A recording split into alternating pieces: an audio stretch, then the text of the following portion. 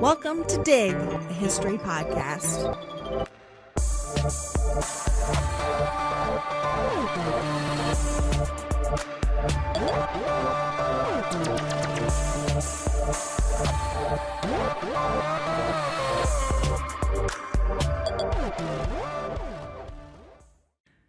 In 1978, John Carpenter created a horror film that would arguably change the genre, certainly led the way in slasher films, and all on a $325,000 budget, with only 21 days to shoot and no big star names to speak of. A spray-painted Captain Kirk mask provided the faceless horror of Michael Meyers, the killer who stalked teenage girls. It was a B-movie hit. What was originally named The Babysitter Murders, however, eventually took on the title Halloween and launched a multi-million-dollar franchise that stretches over 40 years. The first Halloween movie plays on the horror of the ordinary, that you don't need vampires and creepy castles and ghost stories to frighten an audience, that the investment in a sweet teen girl being hunted by a soulless psycho in a small Ohio town would be enough to scare the pants off viewers. Carpenter was extremely right on that front. What followed in the Halloween franchise, however, embellished not just the monstrous Michael Meyers, but also that fateful night itself, Halloween, All Hallows Eve, Samhain. The second film was released in 1981, the third in 1982, 4 and 5 were 88 and 89 respectively. The 1980s were particularly ripe for a horror storyline centered around Halloween, celebrated by a community of neo-pagans and demonized by the new Christian right for its pagan roots. In the US, this was a period of anxiety about satanic cults, nerds playing Dungeons and Dragons in dank basements, and the dark stranger handing out razor-bladed candy to naive and unsuspecting trick-or-treaters. These anxieties were capitalized on by clever filmmakers, and the tone of the Halloween franchise shifted from the horror of the ordinary to the supernatural, the pagan, and even the importers of Halloween, the Irish. I'm Avril Earls. And I'm Elizabeth Garner-Mazurek. And we are your historians for this episode of Dig.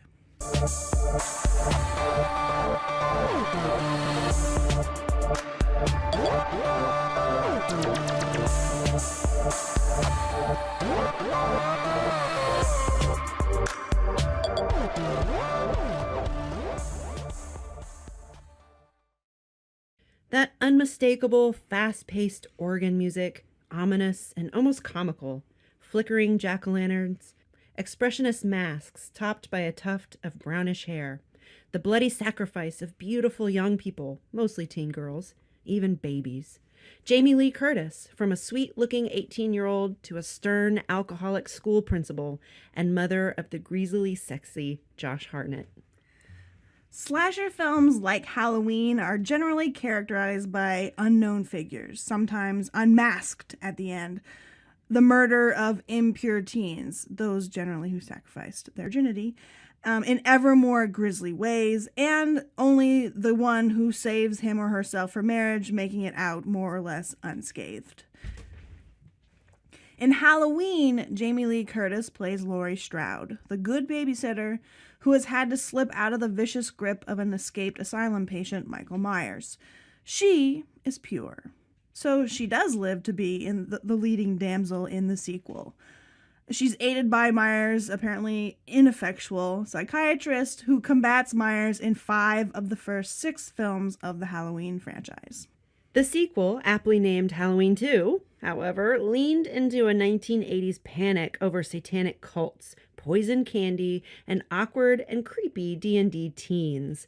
All rolled together, the monsters, magic, and candy corn combination in the annual celebration of Halloween conjured more fear than a psycho with a big knife. In Halloween 2, the greatest danger was not just the speechless monolith of Michael Meyers. It's the festival, the holiday, the night of Halloween itself. And the second movie, the ancient Gaelic festival of Samhain, from which Halloween is more or less derived, Samhain is invoked. Samhain, in its pagan origins and mysterious practices, seems to channel all those delightful 1980s moral and cultural panics. This is hammered home in Halloween 3, Season of the Witch, which deviates entirely from the original Michael Meyers plot and emphasizes instead the holiday of horror. In Halloween 2, which takes place immediately after the events of the first film, Dr. Sam Loomis, Myers' crazy psychiatrist, examines an elementary school classroom with the town sheriff. Michael Meyers has evidently been to the school. There are blood stains on desks, and a kitchen knife sticks out of a child's drawing of their family. The point of it sticks in the little girl figure in the picture, and Loomis remarks that the knife is driven into the sister. On the chalkboard, scrawled in blood, is Samhain. Samhain. Samhain, Loomis says, and he pronounces it Samhain here because he's pedestrian himself. It means the Lord of the Dead, the end of summer, the festival of Samhain. Oh my God.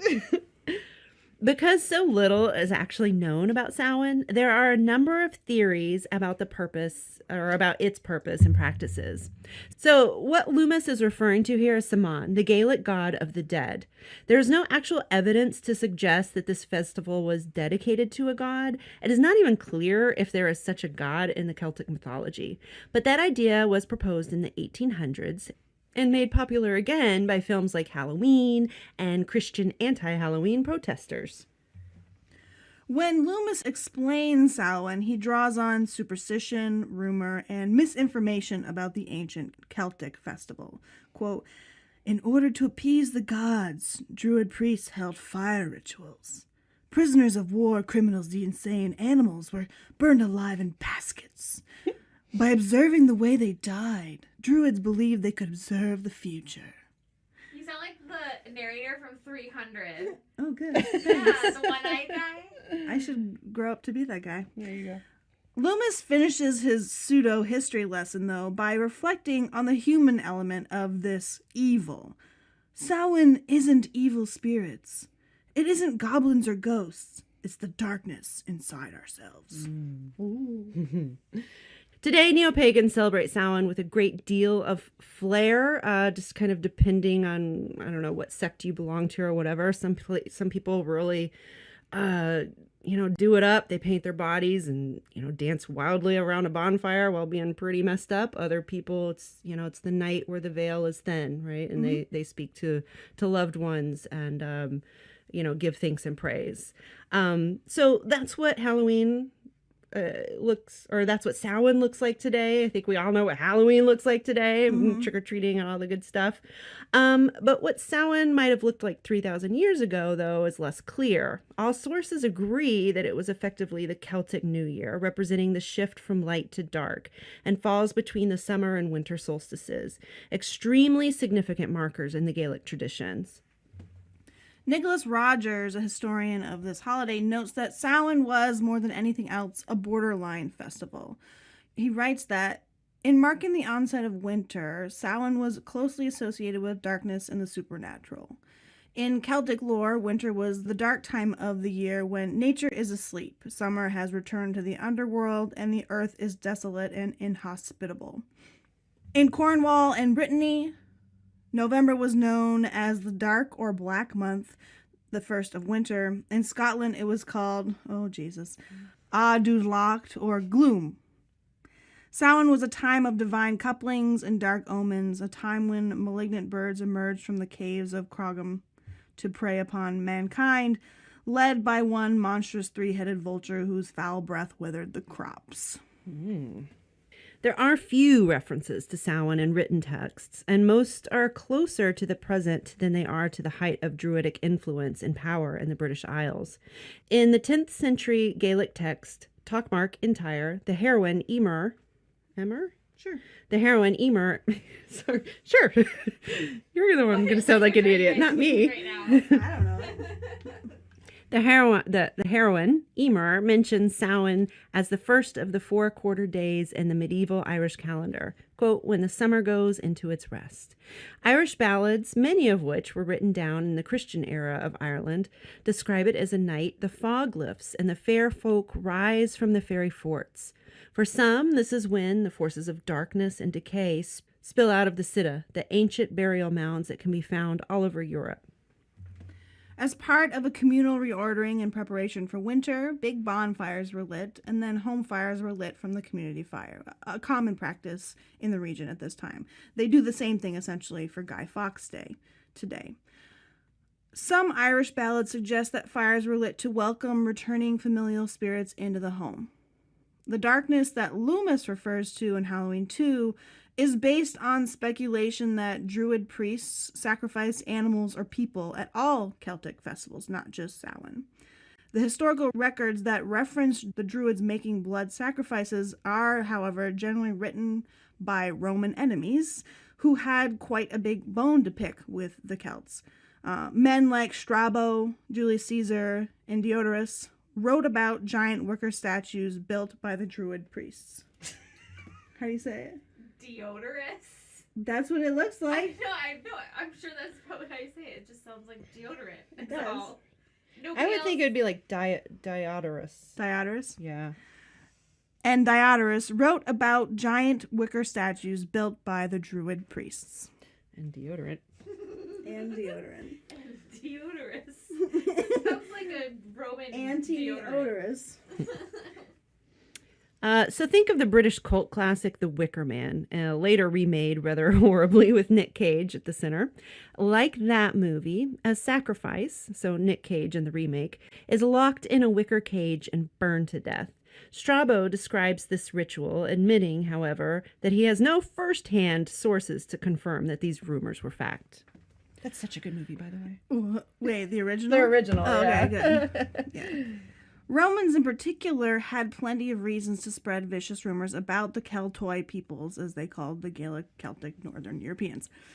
In their wars of conquest, the Romans were constantly clashing with the Druids and their peoples. So burning men alive in wicker effigies was just the tip of the iceberg. Strabo, for example, wrote that, quote, they counted an honorable thing when their fathers died to devour them and openly have intercourse, not only with other women, but also with their mothers and sisters. Again, even while admitting that he has no reliable sources for that information either. Nicholas Rogers discusses the sparsity of information supporting the accusation of human sacrifice in the historical records. A few poems, the Roman accounts, and some Christian stories refer to firstborn children being sacrificed or at least handed over to supernatural beings like the Fomorians or the Lord of the Burial Mound at Mogslecht in County Cavan. These might simply be stories that conflate the pagan inhabitants of the British Isles with the horrific practice of human sacrifice, not unknown in Christian lands in those eras. Archaeological evidence supports the theory that blood sacrifice, both human and animal, was practiced by the Celtics in the Roman and pre-Roman period, and because Druids were the holy men of this world, it is likely that they did the sacrificing. But by the 5th century, when these Roman and Christian writers were describing pagan Ireland, it is impossible to know whether or not human sacrifice was still in vogue. For example, St. Patrick's 7th century account of Ireland makes no mention of human sacrifice. The association of Samhain with the spooks and ghouls of the modern celebration in all likelihood developed much, much later. In 1890, Sir James Fraser wrote in his multi-part study of various non-Christian religious practices called the Golden Bough that Samhain was, quote, the night which marks the transition from autumn to winter, seems to have been, of old, the time of year when the souls of the departed were supposed to revisit their old homes in order to warm themselves by the fire and to comfort themselves with the good cheer provided from them in the kitchen or in the parlor by their affectionate kinfolk. In all likelihood, though, Fraser was conflating All Souls' Day rites, which honored the dead, with the Celtic festival occurring in the same general period of the year. That 19th and 20th century scholars made such assumptions about Celtic practices is not all that surprising. Take Lewis Spence's 1945 The Magic Arts in Celtic Britain. He writes, "As might be expected of a strain in whom the mystical preponderates, the Celt believed himself to be surrounded by numbers of viewless beings of varied type and character, some beneficent, others the reverse. His ideas concerning these naturally differed considerably throughout the centuries and according to local circumstances. But it has often been remarked that the Celtic attitude toward the phantom world is distinguished by a certain gruesome relish and appreciation seldom to be met within other races." Typical, 19th anti-Irish stuff. Scholars like Fraser and Spence saw in ancient Celtic practices the mystical, superstitious, and the magical. Granted, many good Christian Irish at the time accused women of being fairies or even burned them to death in the kitchen fire, and we'll talk about the murder of Bridget Cleary another time, which happened in the 1890s, shockingly. And particularly in the west of Ireland, where Gaelic traditions and language remain the strongest to this day, people were, leaving milk out to appease the fair folk into the 20th century. Maybe some still do.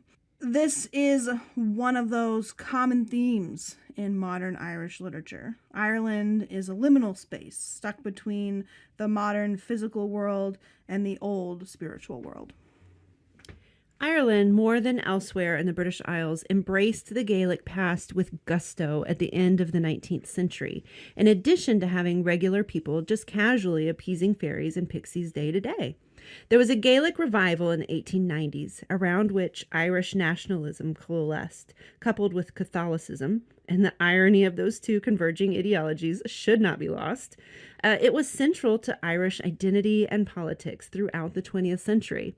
Plus, Ireland is the other country that celebrates Halloween like the Americans, because, of course, most of modern Halloween was imported to the U.S. and Canada from Ireland.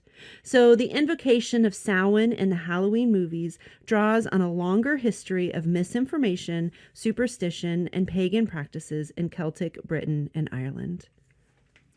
The Irish element of the horror of Halloween is expanded upon extensively in the third film of the franchise. Halloween 3, Season of the Witch, is a curious deviation from the standard Meyers terrorizing Laurie Strode and family. Meyers doesn't even appear in the film, which was actually cause for outrage from many a fan, maybe he still is, but what it does is even more interesting. Halloween 3 draws on the clever Samhain thread of the franchise. As explored even more ridiculously in Halloween 6, which we'll get to in a bit, Samhain and its occult elements are the subplot credited with Meyers' indestructibility. Halloween 3's villain is Conall Cochrane, the Irish owner of Silver Shamrock's Novelties, who is plotting to sacrifice millions of children with his evil Halloween masks. A microchip on every mask is powered by the ancient magic of Stonehenge. Holy moly. So funny. So good. Not to mention that's so 80s, technology can do Yeah. this, like a microchip, because it's magic. It's magic technology. Mystical. Oh, God. So Cochrane somehow stole one of the stones from Stonehenge. Yep. Yeah, okay. And brought it back because he hid it in his suitcase, right? Yes. Yeah. Excuse me, I'm coming through. Yeah. Okay, so he brought it back to his toy production facility somewhere in the Midwest. On Halloween night, a commercial will activate every magically linked microchip and melts the faces of every child wearing one. Oh, that's awful.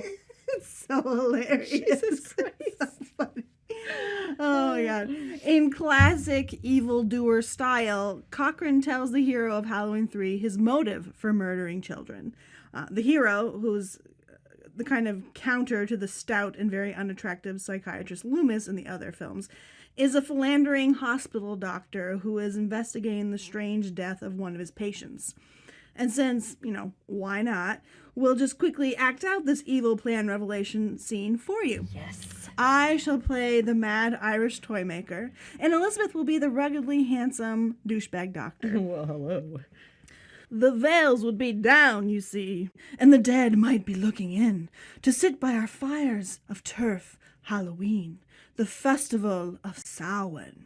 The last great one took place 3,000 years ago, when hills ran red with the blood of animals and children. Sacrifices? It was part of our craft. Witchcraft. A way of controlling our environment. It's not so different now. It's time again. We don't decide. The planets do. They're in alignment. It's time again. Oh my god. So awesome! Oh my god. Oh god. All right.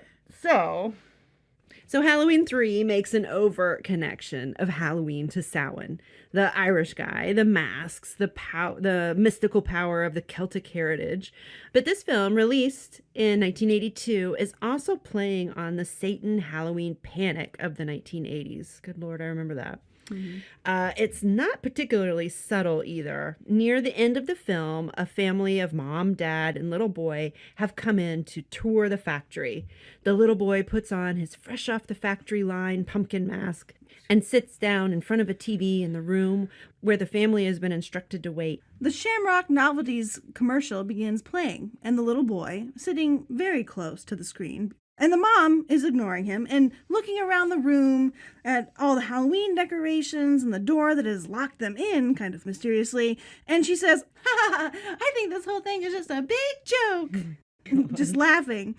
Meanwhile, the commercial has triggered the mask, and the test run of Cochrane's evil plan has come to fruition. While this naive mother sits there letting her son sit too close to the TV and indulge in Halloween, he dies in front of her as the mask melts his face and bugs and snakes start pouring out of his head. That's so awful. That's pretty gruesome, dude. Yes, and it's also a slap in the face, right? Or at least a satirical slap in the face. Mm-hmm. This coiffed 1980s mother and doddering, hardworking father are effectively stupid. Right. They let their child partake in this evil ritual, Halloween, that will be the literal death of the children. It's playing on the idea that Halloween is, as Reverend Pat Robertson, the founder of the Christian Coalition, declared in 1982, a satanic ritual. The creators of the Halloween movies capitalized on these kinds of widespread anxieties about All Hallows Eve.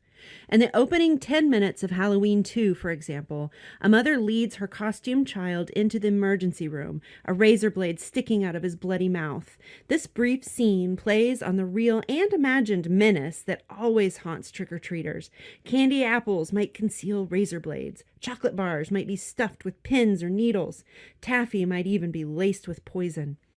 The 1980s marked the crest of a Halloween candy and stranger danger panic that had been ebbing and flowing since the mid-century. Halloween as a night of trick-or-treating really established itself in the US and Canada around the 1920s. It was a mixture of confectionery, collection, and mild vandalism pranks for the most part. By the 1930s, civic organizations, schools, and religious groups tried to offer children and teens alternatives to carousing the streets on Halloween night. So they did dances, costume contests, bobbing for apples, and various other organized activities that were presented to young people with ample opportunities and took the burden of Halloween mayhem management off the plates of the local and city police. And just as a side note, Halloween was also an opportunity for racial tensions in many cities and towns to come to a head. We could talk about the exclusion of and or swift murder of Black characters in 1970s, 80s, and 90s slasher flicks. They're kind of like the red shirts of the slasher flick, right? Yeah. We could talk about the exclusion and stereotyping and sidelining of Black characters in Hollywood in general, like forever. But mostly this aside is to recognize that there have been plenty of unpleasant elements in the celebration of Halloween, both real, like when masqueraders in 1931 Nashville, North Carolina, took over the downtown, barring access to what they called, quote, colored folk, and beat one Black man nearly to death, and also imagined, like satanic cults capturing little white babies and sacrificing them in order to resurrect the demon Michael Meyers. Around the 1950s, organized efforts to redirect youthful and destructive energy at dances and parties was paired with our traditional treating tradition. Many thought that if they could just lure those rascally boys to the house for a treat, they might gain some goodwill and avoid vandalism on Halloween night. Post-war North America was totally ready for trick-or-treating. It was a new consumerist society, and various confection makers had a range of treats ready to be doled out on Halloween night. Nuts, cookies, candies were purchased and distributed by the handful, alongside homemade treats like the dreaded cavity-pulling candy apple. My favorite. Like old Cochrane's mass-produced evil masks, costumes also became a staple of the holiday, and the practice shifted from putting together your costume with grandma's dusty old attic dresses to buying ready-made costumes in department stores. This was also the period when some sought to turn Halloween into a friendly beggar's night, like UNICEF collection replacing or riding alongside little trick-or-treaters. In a lot of ways, the holiday was evolving through the manipulation of adults who wanted to take back the night from pranksters and punks. But lurking in Halloween's shadows were those other specters of danger, the stranger giving your child candy. The 1950s was also a period of child murder and child rape panic, where the motto of stranger danger was hammered into little boys and little girls, lest they be snatched and killed. Fearful both of the black populations that were integrating with their children, white families were fleeing to the suburbs, theoretically safe, aka free of black people, but not without the ongoing danger of the unseen menace. You couldn't always tell a homosexual from a normal person, after all. You never knew which of your neighbors might be a child rapist and potential murderer. And within a decade of trick-or-treating popularizing, rumors of tampered with treats spread like wildfire. One dentist reportedly gave teens laxatives instead of candies in the late 1950s. That's a funny one, though. Yeah, but I mean, not if you're that teen, I guess. More stories of poisoning circulated the U.S. and Canada in the 1960s and 70s until the first death was reported. A 5-year-old named Kevin Toston died of what appeared to be a heroin overdose. The media played this up as part of the Halloween sadists who wanted to hurt innocent children. In all likelihood, he found the heroin at his uncle's house. Notably, though, Kevin's untimely death was one of only 2 confirmed Halloween candy-linked deaths. There were a handful more injuries reported over the decades, but for the most part, this was a lot of media-fueled hype. In 1975, Newsweek ran a story warning parents to take care on Halloween. If this year's Halloween follows form, a few children will return home with something more than just an upset tummy. In recent years, several children have died, and hundreds have narrowly escaped injury from razor blades, sewing needles, and shards of glass purposely put into their goodies by adults. In the year that Halloween 2 was released, 1981, the Associated Press reported 175 alleged incidents of candy tampering in over 100 cities. As Nicholas Rogers notes in his book, Halloween, From Pagan Ritual to Party Night, candy companies spent over $400,000 that year to try and calm the public, to reassure them that Halloween was as safe as could be. Meanwhile, John Carpenter in his Halloween franchise was playing devil's advocate. Of course, this was mostly just hocus pocus. Rogers also points to one study that traced 80 reported cases from 1959 to 2000 and found that the majority were hoaxes, with only 10 real cases of children collecting candy that was tampered with before they received it while trick-or-treating. Still, the 1980s saw the revival of alternative Halloween opportunities in communities across the U.S. and Canada, with dances and school or club organized festivals to keep kids off the street and out of danger. Now the problem wasn't punks running amok, but the crazy Satanists and sadists waiting behind their door with lye-dusted chewing gum and razor-bladed candied apples. So there was a marked decline in Halloween trick-or-treating in response to this panic. A panic that was paired, as we suggested early on in this episode, with concerns about other invisible and visible menaces. The supposed satanic cults that were murdering children and also tempting adolescent boys to battle monsters and go on dungeon crawls in their parents' basement.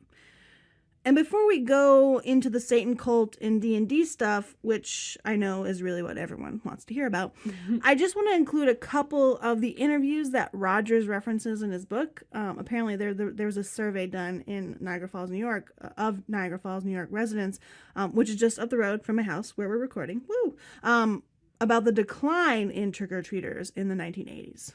Some of these are adorably kind of creepy, and I want to share at least one. So Julia Lucas in 1972 said, "I'm sad to report that I handed candy out to only 75 children this year. Last year we had the pleasure of 300 of the little ones out for fun. The reason for the decline is probably due to a few warped minds who killed or badly hurt them last year with razor blades and drugs. The tykes remained on their own blocks this year, and more mothers came with them to protect them. I feel it is a shame that these tiny people have to miss out on one of the great joys of childhood that most of us loved so much."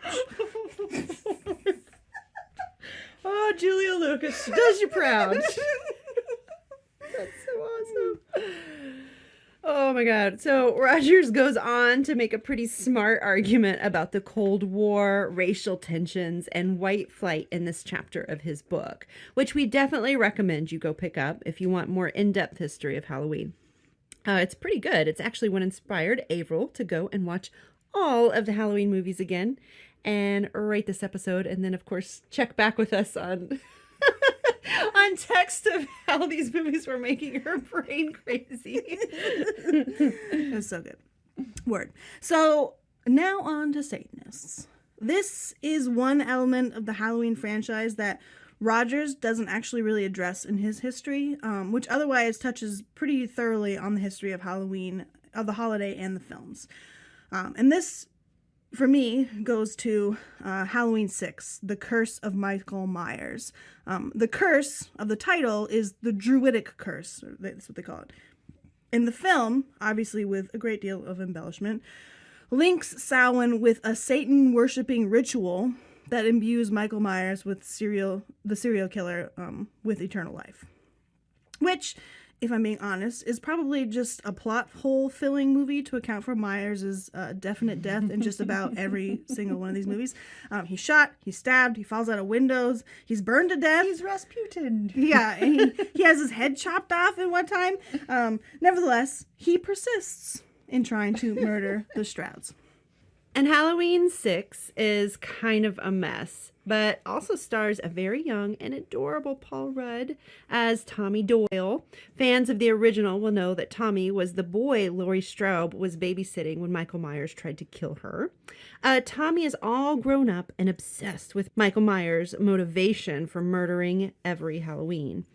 Tommy somehow gets his hands on a baby who happens to be the only available descendant of Laurie Strode.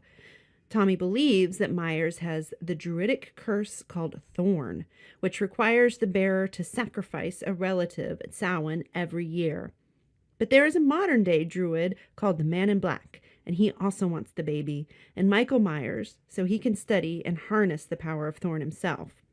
While there's a struggle for the baby going on between Tommy and the Man in Black, Michael Myers goes on a killing spree, taking uncharacteristic revenge on all the doctors and nurses who held him captive back at the psychiatric hospital.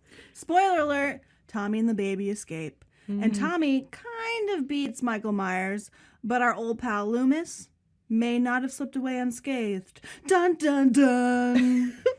So Halloween 6 came out in 1995. It has Paul Rudd in it, so of course it did.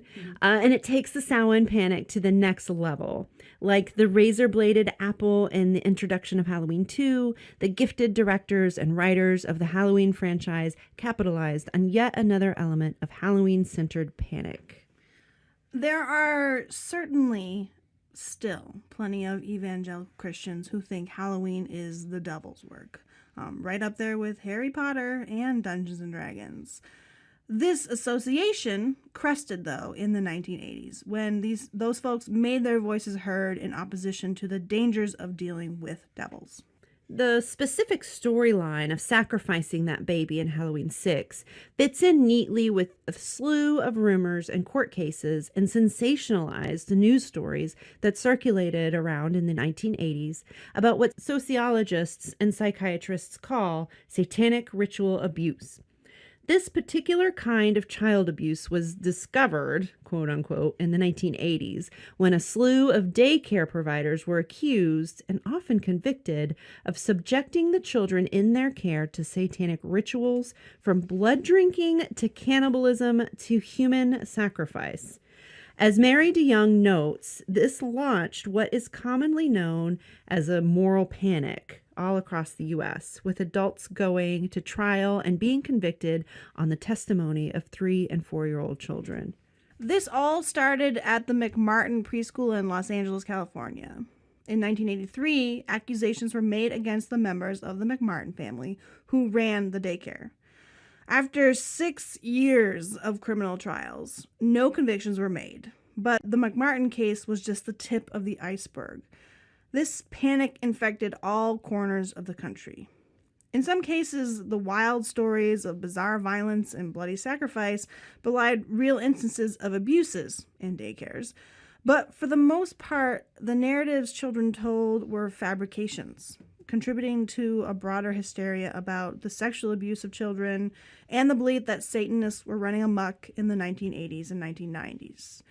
We could, and maybe someday will, do an entire episode just on satanic ritual abuses, because this is a fascinating case study in the ways Americans really freak out about children and unseen societal norm breaking groups of people, from homosexuals in the 1950s to the so-called Satanists of the 1980s.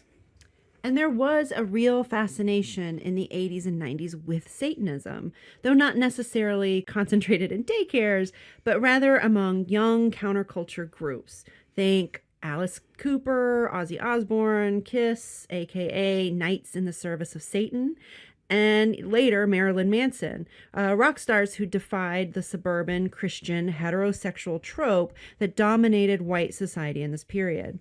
Their music, their performances, their very stage names challenged normative behavior and invoked the anti-Christian purposefully and quite profitably. And the broader American public was fascinated and terrified by the invisible Satanism of daycare ritual abuse and cults, and outraged by the willing submission of teenagers to devil worship, who communicated their membership in the Satanic by wearing heavy eyeliner, dressed in black, and tuning the world and their parents out with albums like Kiss's Creatures of the Night and Manson's Antichrist Superstar. Even the intensely complicated but largely innocuous role-playing game Dungeons & Dragons contributed to this moral panic. For those who are unfamiliar, Dungeons & Dragons is a goal-based game where a game master creates or modifies an existing quest scenario and leads the other players through a game board of some kind through narrative embellishment, obstacles, and puzzles. The players all adopt roles that they create, which have special powers, equipment, and resistances to attack and the like. You develop your character's abilities over multiple quests, improving their statistics and equipment and spells, and the more you get into playing your role, the more fun everyone will have. But this, in part, means that parents who poked their head to look in on D&D teens would have heard things like, "I cast Firestorm and watch as the skin of my enemy boils and peels away," etc. It's funny to be gruesome and ridiculous. That's part of the experience. Right, that's part of the game. Yeah. But in the 1980s, the old media-fueled rumor mill started drawing links between these arguably counterculture teens and the Satanist panic that was already infected the United States. Individuals like Mike Warnke, an evangelical who claimed that before he found Jesus, he was the high priest of a satanic cult, made false claims that a teen boy and D&D player who committed suicide wrote a note saying, quote, "I'll give Satan my mind and power." Evangelicals like Warnke sold a particular brand of hysteria, and their sales pitch made role-playing games like D&D out to be cults.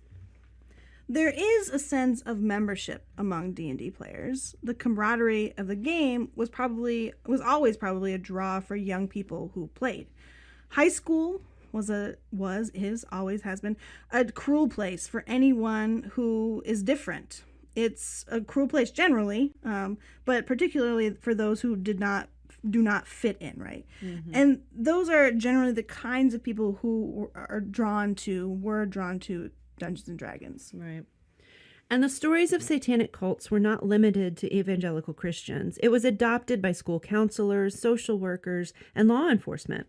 When another boy, Irving Pulling, committed suicide in 1982, his mother, Patricia Pulling, created BAD, Bothered About Dungeons and Dragons. So it's BADD. Yikes. She claimed that fantasy role-playing games were a direct path to Satanism. For a full decade, this movement she started rode the wave of Satanism panic. She became the public face and expert on cult crime, appearing on talk shows as an expert witness in court cases and even advising the police. Fortunately for our friend Tommy Butacchio, an avid D&Der, the BAD movement fizzled out. In part because Pulling herself died in 1997, but also because the broader Satanist panic died out in the mid-1990s, when people more or less came to their senses, and because violent video games were a far more satisfying target for moral outrage. Which is not to say that fear of secret Satanists has gone away entirely. As Joseph Laycock notes, as late as 2015, the police department of Natchez, Mississippi, outlined the, quote, warning signs of occult involvement. One of the first items on the list reads, quote, heavy into fantasy games. Note, fantasy games have no rules or guidelines. They encourage creativity without boundaries.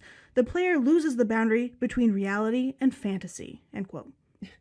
Have these people literally never played a game before? I guess not. Many Americans still believe that there are satanic cults lurking out there and are ready to commit horrific crimes. And that fascination and fear of the occult, of the fictionally evil, of Satan and his servants on earth, is certainly part of the thrill we get from more ridiculous subplots of films like Halloween 2 and 3 and the rest of the franchise. The first film was rooted in the horror of the ordinary, Michael Meyers slipping idly through a sleepy Midwestern town on Halloween night and murdering teens. He is just a shape, almost a figment of the imagination, and those are the elements of Halloween that make it terrifying.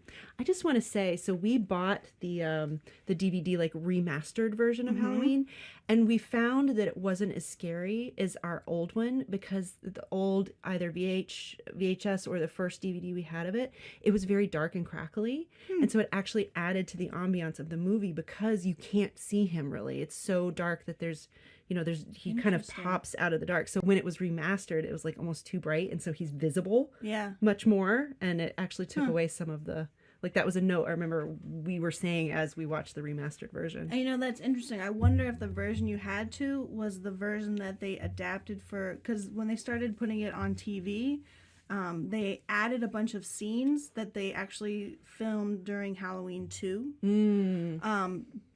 To make it long enough, because it's a really short movie, so they wanted it long enough to fill a 2-hour slot. So there's like the school scene that we described at the beginning, that's not in the original theater release. Right. Yeah, theatrical release. I don't know. Yeah. I don't remember. Interesting. Anyway, the expansion of the franchise, however, played with the fears that permeated 1980s America, and poked a little fun at the hysteria that evangelical Christian leaders, but also secular authorities in towns and schools, propagated. They were concerned about the pagan festival of Samhain as it had evolved in the U.S., but also the dark specter of candy poisoners, satanic cults run by the people who are supposed to be caring for our children, and the spread of devil worship to our frustrating and hormonal teen children. Maybe the film creators made their creative choices purposefully. Maybe they didn't. Whatever the case, the Halloween story, as it has developed over the 1980s, is a pretty terrific study in what frightens Americans the most.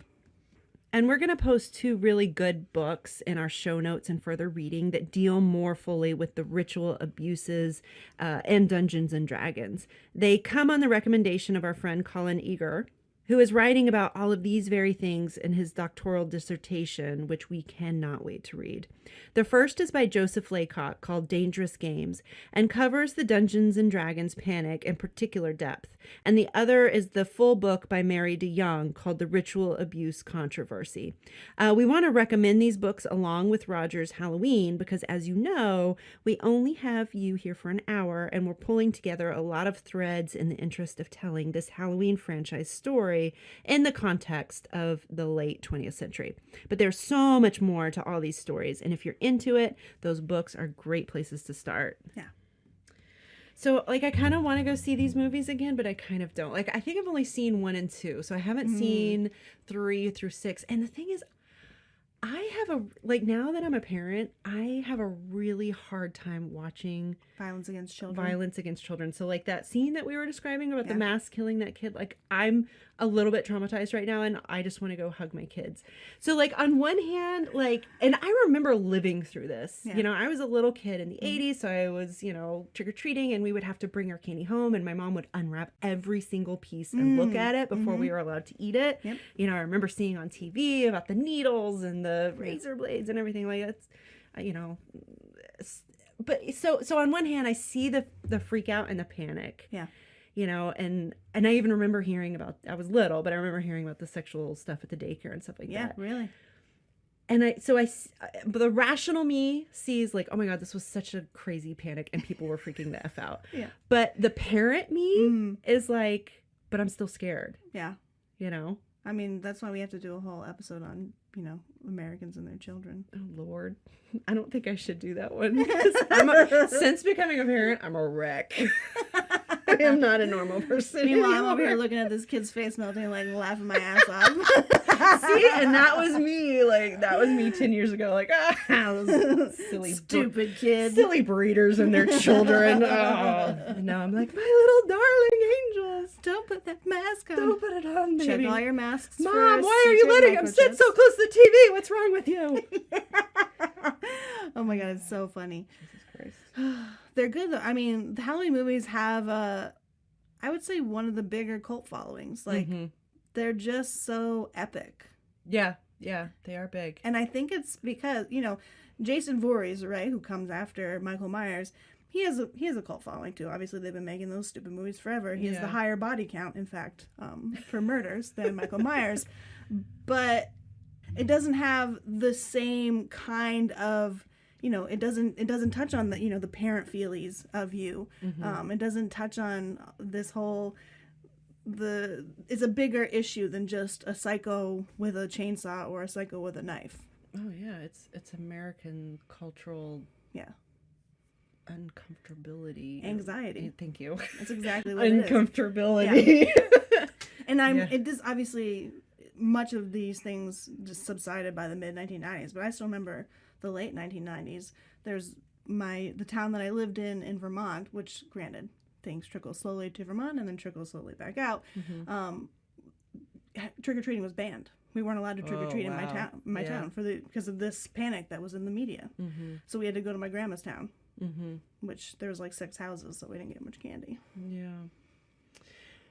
Yeah, I mean, even now, granted my kids are pretty young, so I wouldn't let them go out, but like, I don't know, as they get to teenagers, I'm going to be like, oh, I don't want you to go out on Halloween. Like, it's still a scary night, like, really? As a parent.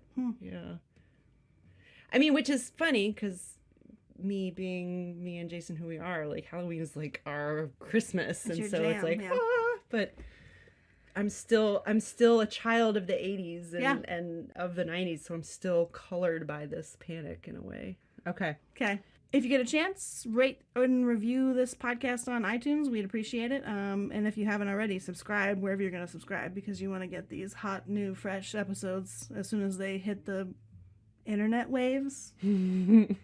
However things work in the internet age. You can follow us on Facebook, Twitter, Instagram, and Pinterest at Dig History. We hope to see you there. We post a lot of weird pictures of our faces. I got a good one from today for Sarah, so I hope to share that with you later today. Yes. Happy Halloween. Happy Halloween. Yeah. All right. Have a great Halloween. Bye. This podcast was produced by the historians of Dig, Elizabeth Garner Mazurek, Sarah Hanley Cousins, Marissa Rhodes, and me, Averill Earls. You can find show notes and further reading, as well as the archive for the History Buffs podcast at digpodcast.org. Thanks for listening.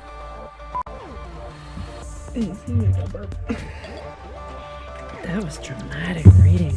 I love it. Oh, thanks. That's how I talk. Marissa, I'll fight you. Put that blanket on you. You look cold. And repopularized. And repopularized.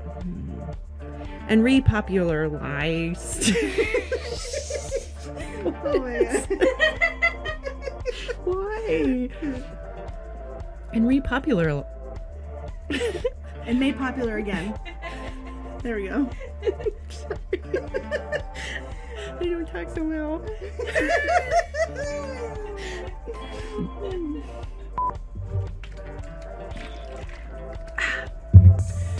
The expansion of the Halloween franchise, however, played with the fears that permeated 1980s America and poked a little fun at the hysteria.